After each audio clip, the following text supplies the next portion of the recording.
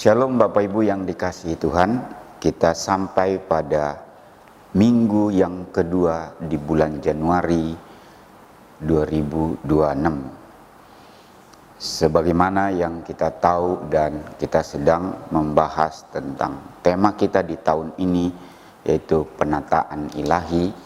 Dan di bulan Januari kita membahas tentang tema hidup dalam rancangan Tuhan. Dan kini kita sampai pada minggu yang kedua dengan tema maksimal karena mengalami penataannya. Maksimal karena kita mengalami pembentukan darinya. Ada 5 pokok atau rangkaian yang kita akan lalui bersama terkait tema ini.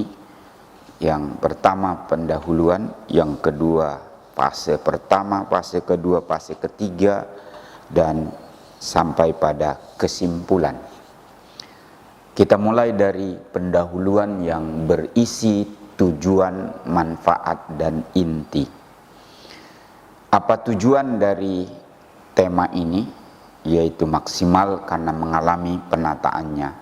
Tujuannya adalah menegaskan bahwa hidup maksimal dicapai melalui proses penataan dan pembaruan ilahi setelah diciptakan ulang di dalam Kristus.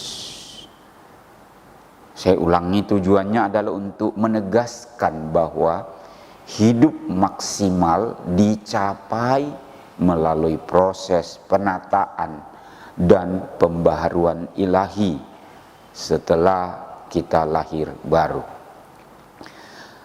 Manfaatnya, memahami identitas baru. 2 Korintus pasal 5 ayat 17 tertulis demikian firman Tuhan, jadi siapa yang ada di dalam Kristus, ia adalah ciptaan baru, yang lama sudah berlalu, sesungguhnya yang baru sudah datang. Manfaat atas tema ini, jika kita implementasikannya, maka akan kita memahami dan terwujud sebagai manusia baru yang lama sudah berlalu. Mendapat panduan transformasi batin. Tema ini diharapkan membuat kita punya panduan transformasi batin. Roma 12 ayat 2. Dan memiliki motivasi ketekunan menghadapi pencobaan. Jadi manfaatnya adalah kita paham identitas baru kita dan kita makin menghidupinya. Kita punya panduan tentang transformasi batin dan tekun menghadapi perjuangan hidup termasuk pencobaan. Inti dari tema ini, inti bahasannya ada 3. Yang pertama, status baru. Pengakuan identitas rohani yang diubah. Hidup kita sudah diubahkan, hidup kita baru. Status baru kita harus jelas termanifestasi dalam hidup harian kita. Inti bahasan yang kedua adalah transformasi budi, transformasi internal kita, pola pikir kita, pembaruan batin dan gaya hidup. Yang ketiga adalah ketekunan iman, proses pemurnian dan pertumbuhan melalui ujian atau pencobaan. Kita sampai pada fase yang pertama, yaitu status baru kita. Kita dicipta ulang dalam Kristus Yesus.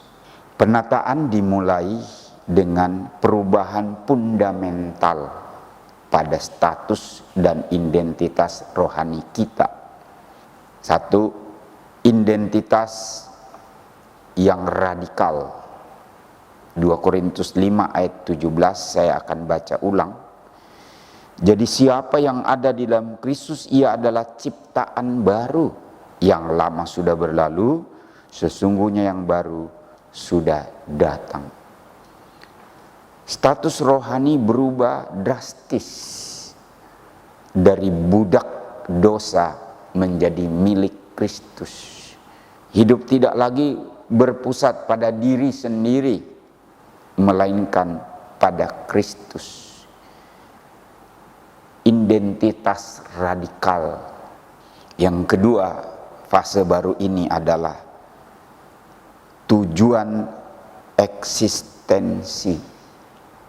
Tujuan hidup yang baru adalah melakukan pekerjaan baik yang sudah dipersiapkan dan bertumbuh menjadi kepenuhan Kristus.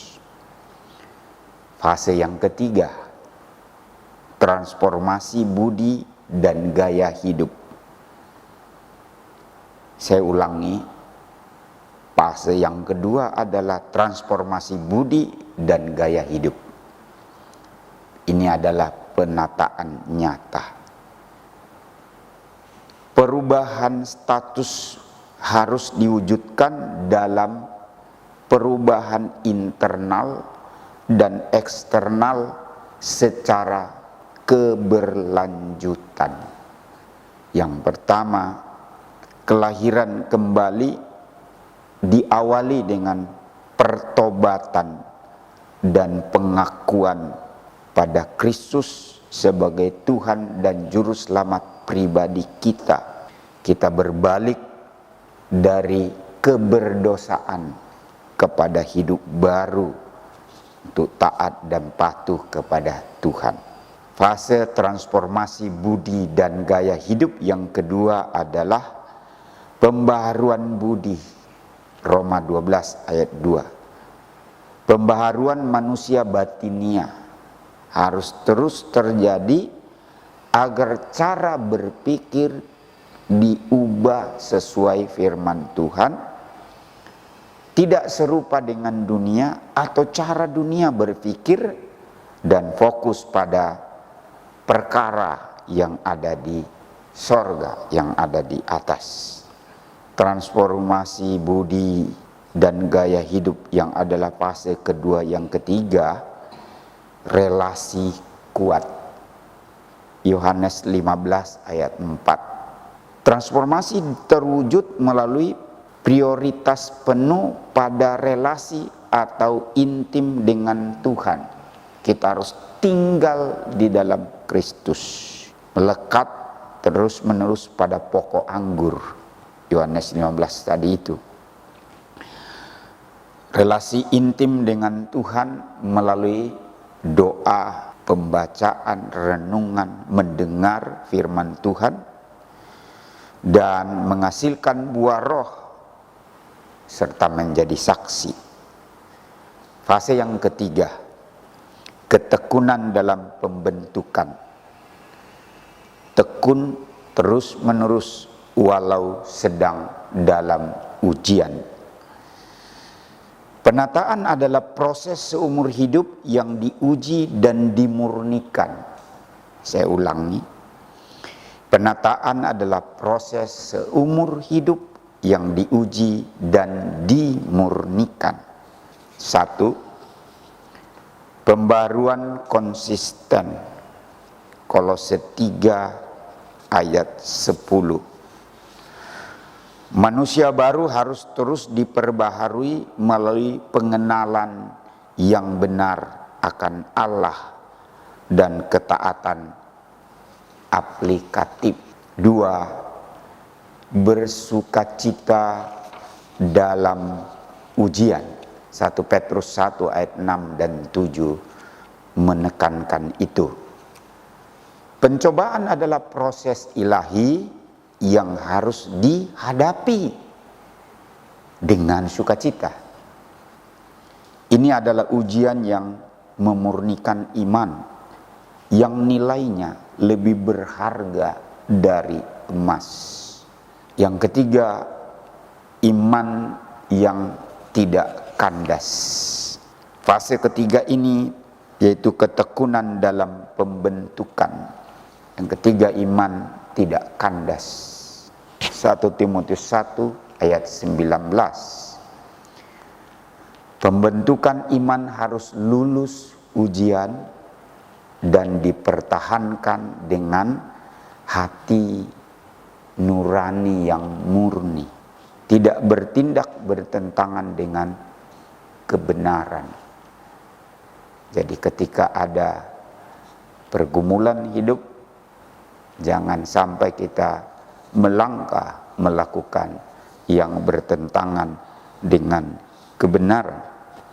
Karena ketekunan dalam pembentukan harus dilalui dan kita keluar sebagai pemenang. Kesimpulan dari tema ini yaitu maksimal karena mengalami penataan. Hidup maksimal karena penataannya menuntut 3 hal. Yang pertama, penyerahan dan pembaharuan. Maksudnya, serahkan cara hidup lama dan terus-menerus diperbaharui, termasuk pembaharuan batin melalui firman untuk menghasilkan karakter Kristus. Yang kedua, prioritas relasi. Berikan prioritas penuh pada relasi intim dengan Tuhan sebagai sumber pertumbuhan dan ketaatan. Yang ketiga, ketekunan. Hadapi kesulitan sebagai proses pemurnian yang berharga, berakar teguh dalam Kristus, karena iman yang teruji akan menghasilkan kemuliaan, akan menghasilkan mahkota keselamatan. Inti sebagai satu kesimpulan terakhir, saya simpulkan kembali materi ini. Yang pertama, inti yaitu 3 fase penataan: status baru, transformasi budi, dan ketekunan iman. Fase pertama, status baru, identitas radikal kita dan tujuan eksistensi kita. Fase kedua adalah transformasi, diawali dengan kelahiran kembali, pertobatan, dilanjutkan pembaruan budi agar kita tidak serupa dengan dunia, dan fase terakhir, fase yang ketiga adalah ketekunan, pembaruan konsistensi dan bersukacita dalam ujian.